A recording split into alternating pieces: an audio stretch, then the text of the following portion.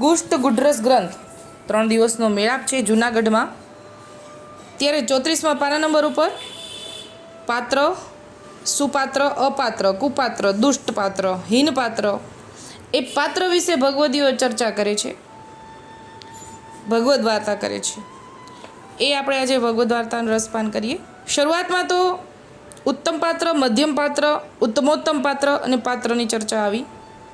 પણ આપણે એ પહેલાં નાની વાતમાં આવી ગઈ છે એટલે એનાથી નીચેનું જ લઈશું કે બીજા પાત્ર છે 4: હીન પાત્ર, અપાત્ર, કુપાત્ર અને દુષ્ટ પાત્ર. હીન પાત્રમાં વસ્તુ નાખવાથી બગડી જાય. આ અત્યારે જે વાંચી બોલી રહ્યા છે એ કૃષ્ણદાસ ભટ્ટ બોલી રહ્યા છે કે હીન પાત્રમાં વસ્તુ નાખવાથી બગડી જાય, એટલે કે જે જીવ ને ઠાકોરજી પ્રત્યે પ્રીતિ નથી એને આપણે ઠાકોરજીનું લીલા ચરિત્ર સંભળાવવાથી ત્યાં આગળ એને કિંમત ન રહે, ઠાકોરજીની લીલાની કિંમત ન રહે, ભાવ ન આવે, ત્યાં આપણા ઠાકોરજીની કિંમત એમને નથી. એવું અહીંયા ભાવ સમજાવે છે કે વસ્તુ નાખવાથી બગડે અને અપાત્રમાં વસ્તુ નાખવાથી ટકે નહીં. એટલે હવે હીન પાત્રથી બીજું અપાત્ર બતાવે છે કે જે પાત્ર યોગ્ય નથી એમાં નાખો ને વસ્તુ તો વસ્તુ ટકે નહીં, ઢોળાઈ જાય. તો એવા પાસે પણ ઠાકોરજીની વાત ન કરવી જેમને આપણા ઠાકોરજી પ્રત્યે, ભગવદ્ વાર્તા પ્રત્યે પ્રીતિ નથી. અને કુપાત્રમાં વસ્તુ નાખવાથી વસ્તુનો નાશ થઈ જાય છે. ઘણીવાર એવું થાય ને કે દૂધ એવા પાત્રમાં પધરાવાઈ ગયું હોય જેનાથી દૂધ ફાટી જાય, બગડી જાય. તો એવું અહીંયા કુપાત્ર બતાવે છે કે એની અંદર વસ્તુનો નાશ થઈ જાય. અને દુષ્ટ પાત્ર એટલે કે સૌથી ખરાબમાં ખરાબ પાત્ર, દુષ્ટ પાત્રમાં નાખવાથી વસ્તુના સ્વરૂપનો સર્વથા નાશ થાય છે. એટલે કે વસ્તુ નાખી હોય, પાણી નાખ્યું હોય, પાણી કેટલું પારદર્શક છે, પણ બગડેલું પાત્ર હોય, સાવ ખરાબ પાત્ર હોય, ઘસાયું નથી, એમાં પાણી નાખી દીધું હોય તો એ પાણી જેવું નથી રહેતું, એનું સર્વથા નાશ થઈ જાય, પછી એનો જરાય ઉપયોગ ન કરી શકાય. એવું દુષ્ટ પાત્ર છે.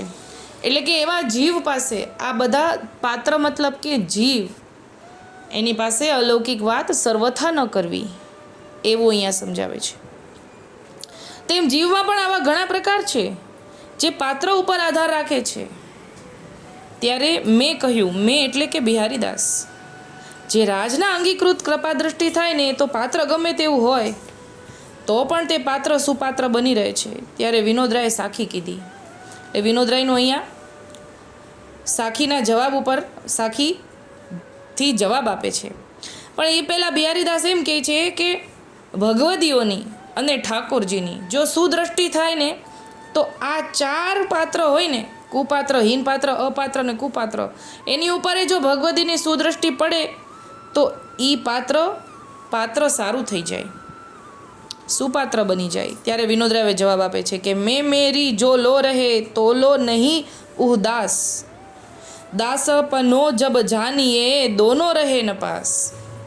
ત્યારે ભટ્ટજીએ વિનોદરાયને સાખીનો અરથ કરવા વિનંતી કરી અને કહ્યું કે તમો આનો અરથ કરો અને આ બધી વાતની પ્રાપ્તિ કેમ અને કોને થાય અને સાખીમાં જે કીધું એ કેમ સિદ્ધ થાય.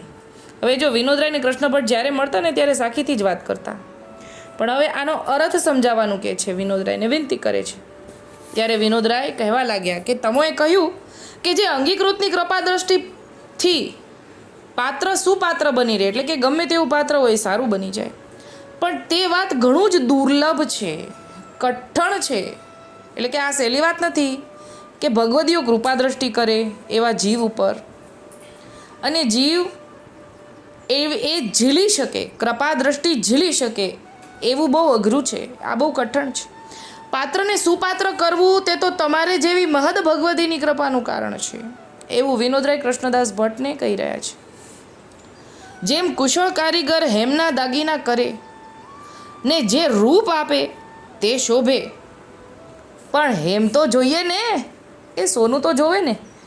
ગમે એટલો કુશળ કારીગર હોય, સરસ મજાનો આકાર આપે, રૂપ આપે, ઘરેણું બનાવી દે, પણ એ પાત્ર સોનું હોવું જોઈએ. પણ અન્ય ધાતુ હોય તો શું કામનું?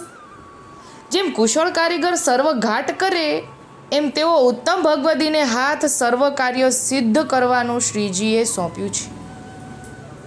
એટલે કે કુશળ કારીગર કેવી રીતે ઘાટ ઘડીને સરસ આકાર આપી દે છે અને ઘરેણું બનાવી દે છે, એવું ઠાકોરજીએ ભગવદીને હાથે આપ્યું છે, ભગવદીને સોંપી દીધું છે કે આ ભગવદીને કાર્ય સોંપ્યું છે કે ગમે તેવું પાત્ર હોય, ભગવદીનો જો સંગ થાય ને તો એ પાત્ર ઉત્તમ બની જાય, પણ ભગવદી ઉપર ભર રાખવો જરૂરી છે.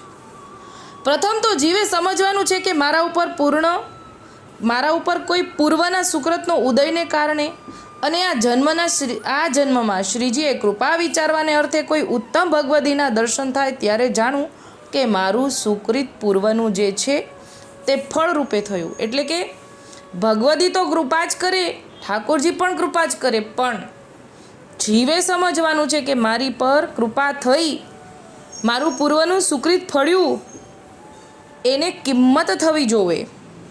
જ્યારે એવા ઉત્તમ ભગવદીનો સંગ પ્રાપ્ત થાય ત્યારે માનવું કે જીવન મારું ધન્ય થયું. જ્યારે એવા ઉત્તમ ભગવદી વિશે વિશ્વાસ આવે ત્યારે માનવું કે હું કૃતાર્થ છું. એટલે કે પહેલાં ભગવદીને જાણવા જોઈએ અને જાણ્યા પછી જો એવા ભગવદીનો સંગ થાય તો એ માનવું કે મારા ઉપર બહુ કૃપા છે. જ્યારે મહદ ભગવદી વિશે ભર પ્રેમ અને સ્નેહ ઉપજે ત્યારે જાણવું કે શ્રીજીએ કૃપાનું દાન કર્યું છે. એટલે કે આપણી અંદર ભગવદી પરનો ભર બેસે ત્યારે એ ઠાકોરજી દાન કરે ને ત્યારે જ ભર બેસે, એવું આ વાક્યમાં આપણે સમજ્યા કે ત્યારે જાણવું કે ઠાકોરજીએ મારા ઉપર દાન કર્યું. જ્યારે એવા ઉત્તમ ભગવદી પોતાનું કરીને જાણે ને ત્યારે તો જીવને શું બાકી રહે? કાંઈ ન બાકી રહે, સર્વ ફળ તેના હાથમાં આવે. એટલે કે જીવ, અહીંયા વાત આપણે એ સમજીએ કે જીવ ગમે તેવું છે, પાત્ર, કુપાત્ર, દુષ્ટપાત્ર, અપાત્ર, તો એના ઉપર બી જો ભગવદી કૃપા કરી પણ દે તો પાત્ર એની કિંમત થવી જરૂરી છે, નહીં તો પછી એ નકામ. એ પ્રમાણે અહીંયા સોના અને ન સોનું હોય એના વિશે વાત કરી કે સોનું હોવું જોઈએ, પિત્તળ હોય તો ન કામનું. એવી રીતે સમજાવ્યું કે જીવ ઉત્તમ ત્યારે થાય જ્યારે જીવને કિંમત થાય, ભગવદીની કિંમત થાય, ઠાકોરજીની કિંમત થાય, એવું અહીંયા આપણે સમજાવ્યું. તો આપણને પણ આ રીતે ઠાકોરજી સમજાવે છે કે જ્યારે ભગવદીનો સંગ થાય ત્યારે ઠાકોરજીની કૃપા માનીને ધીરે ધીરે એના પર વિશ્વાસ ઉપજે, એવું જ એ ભગવદીને આપણે વિનંતી કરવી જોઈએ, ઠાકોરજીને વિનંતી કરવી જોઈએ, તો જરૂર આપણું પાત્ર પણ ઉત્તમોત્તમ થતું જાય. અત્યારે આટલું જ બોલીને મારી નાની વાતને વિરામ આપું છું. બોલો શ્રી ગોપાલ લાલ કી જય.